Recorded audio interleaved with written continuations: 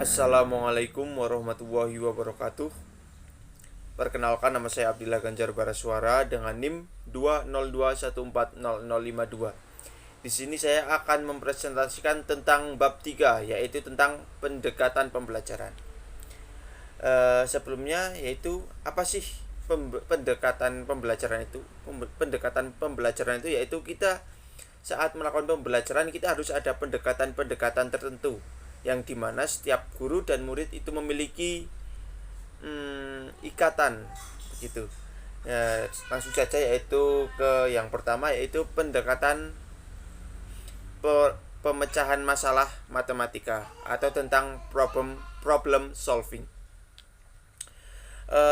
Di dalam kurikulum matematika sekolah, tujuan diberikannya matematika antara lain yaitu agar siswa mampu menghadapi perubahan keadaan dunia, yang dimana dunia itu selalu berkembang, dan disadari atau tidak setiap hari kita harus menyelesaikan masalah juga.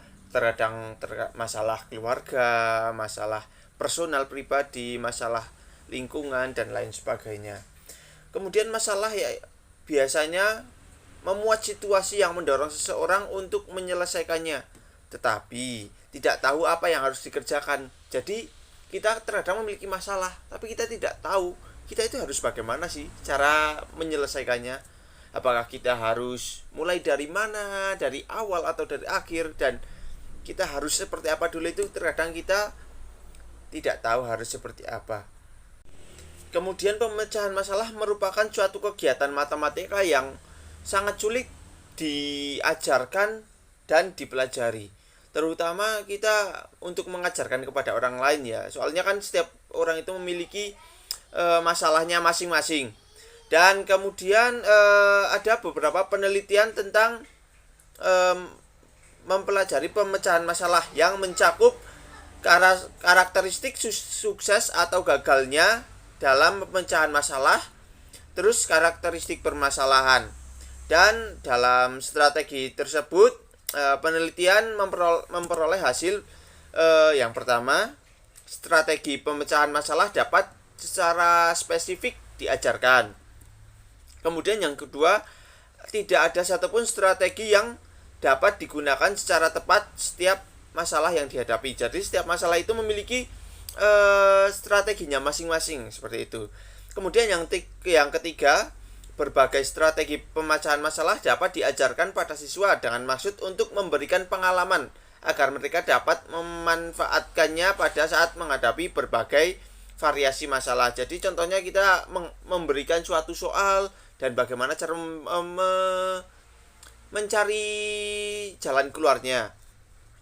Saat mencari jalan keluarnya, mereka harus bertanya, mereka harus berpikir, mereka harus mencari-cari dalam buku atau dalam lainnya.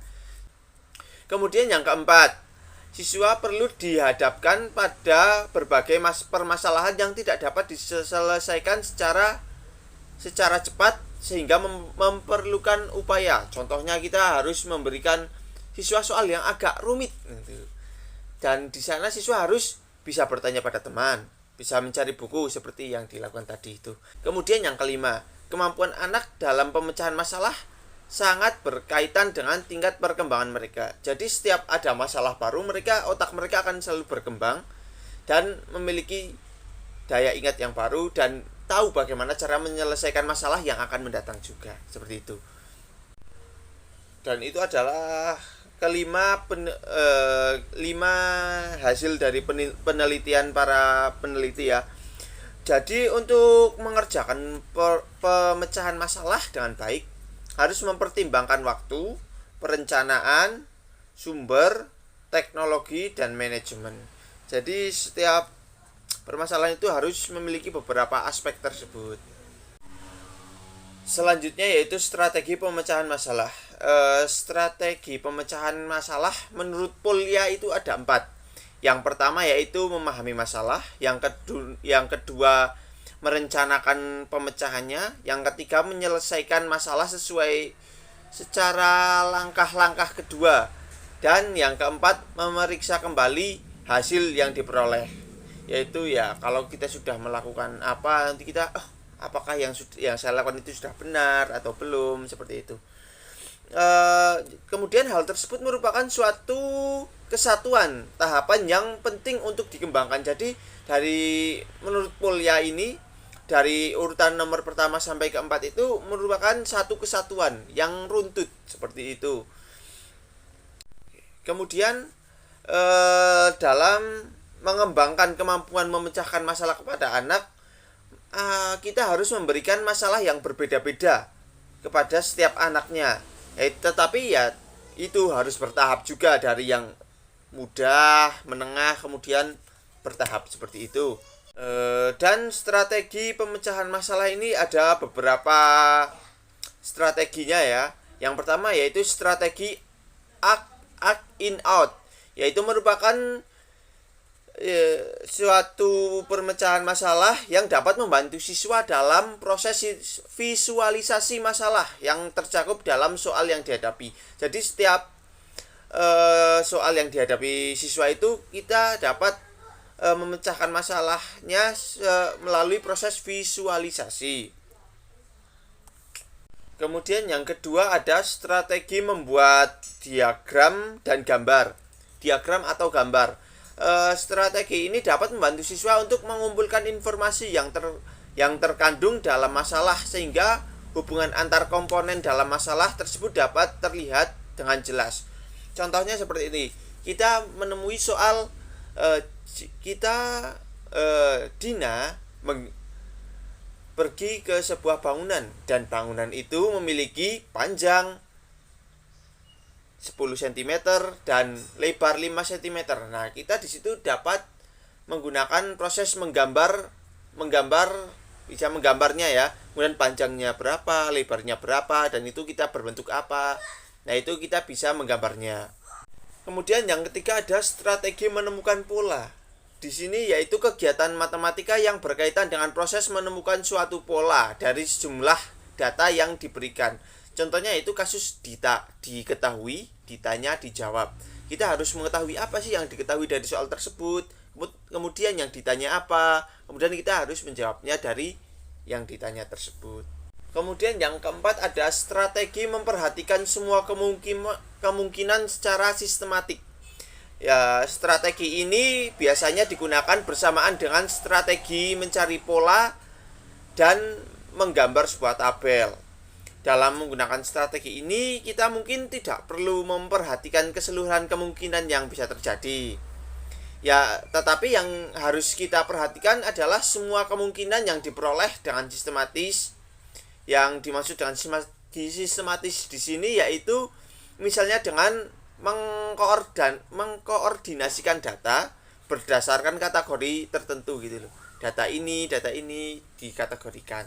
Kemudian yang kelima ada strategi menebak dan periksa, yaitu strategi yang dimaksudkan di sini yaitu menebak yang didasarkan pada alasan tertentu secara kehati-hatian. Jadi kita harus bisa menebak soal itu seperti apa, tapi kita harus hati-hati juga begitu.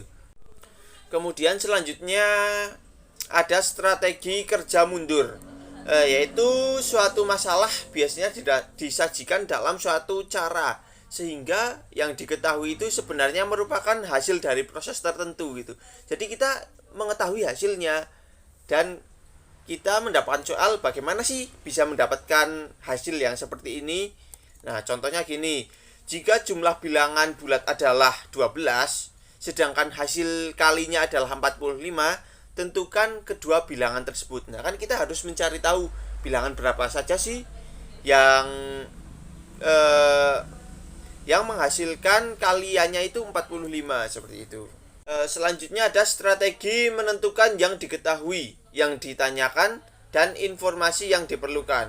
Strategi ini merupakan cara penyelesaian yang sangat dikenal sehingga seringkali muncul dalam buku-buku matematika soal. Nah, itu seperti yang saya katakan yang di awal itu, kita harus mencari tahu seperti apa dulu. Kita harus mencari tahu apa sih isi dari soal tersebut, terus yang ditanyakan itu apa aja gitu. Kemudian kita baru bisa mencarinya.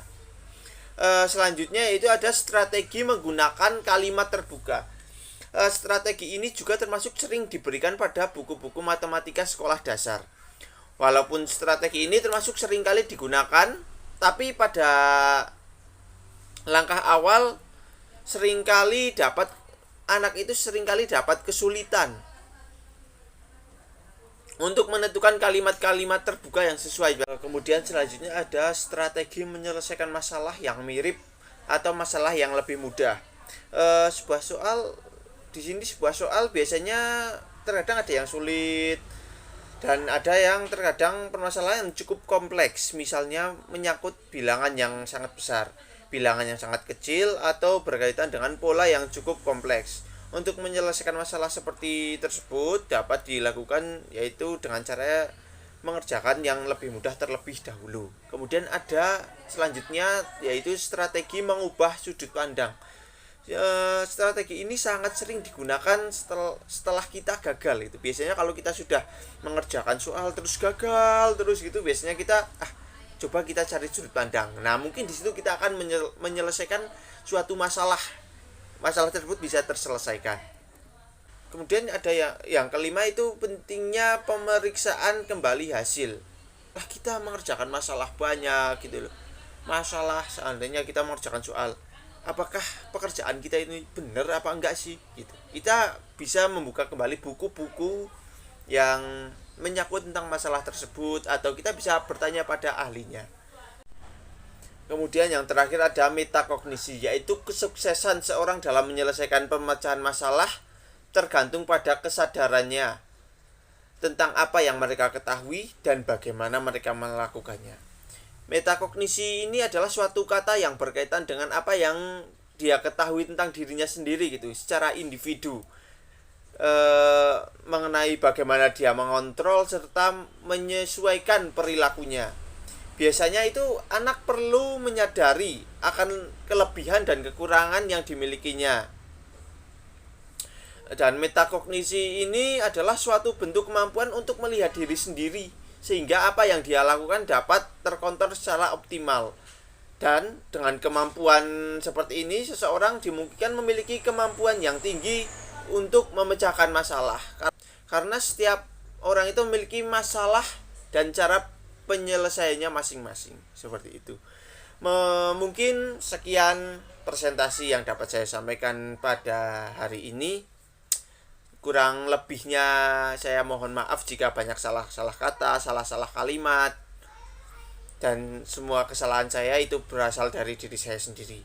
Mungkin sekian. Wassalamualaikum warahmatullahi wabarakatuh.